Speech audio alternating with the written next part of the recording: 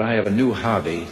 I am collecting stories that I can actually prove are told among the Russian people.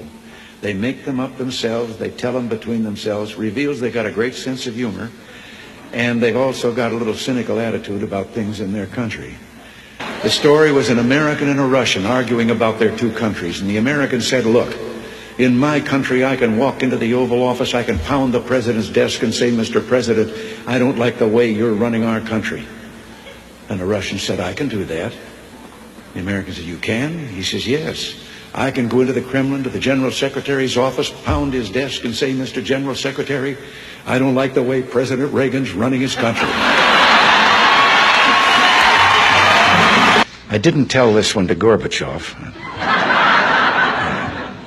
You know, there's a 10-year delay in the Soviet Union of delivery of an automobile. And you go through quite a process when you're ready to buy, and then you put up the money in advance. This man, he laid down his money, and then the fellow that was in charge said to him, okay, come back in 10 years and get your car. And he said, morning or afternoon?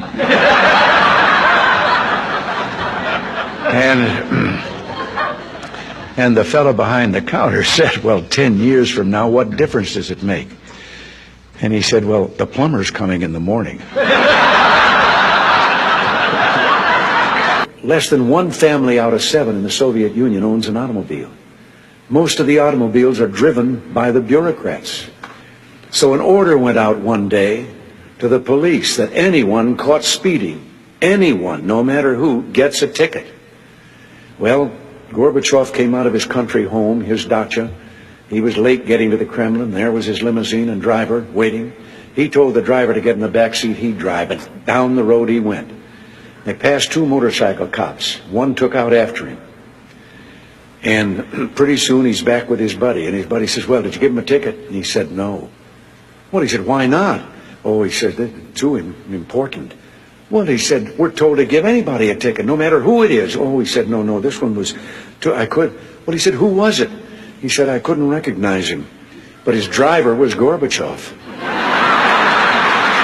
One of the heads of state that I met with on this visit told me the story about the 2 fellows in the Soviet Union that were walking down the street, and the one of them says, have we really achieved full communism?